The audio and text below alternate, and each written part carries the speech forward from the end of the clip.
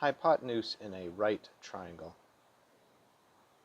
The side across from the right angle. The sides of a triangle have names.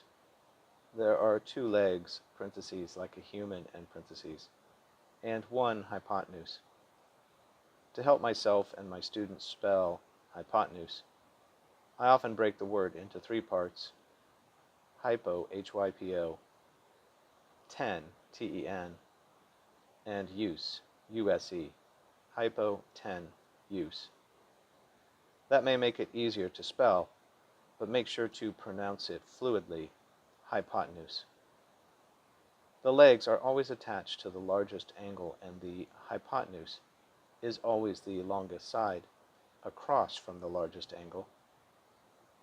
In a right triangle, a triangle with one 90-degree angle, the two sides touching or next to the right angle, parentheses, or adjacent to the right angle, end parentheses, are the legs, and the side across from, parentheses, or opposite, end parentheses, the 90-degree angle is the longest side, the hypotenuse. Keep in mind that in geometry, opposite means across from, and adjacent means next to. The hypotenuse is the longest side of a triangle, and the side across from the 90-degree angle. Antonyms: legs.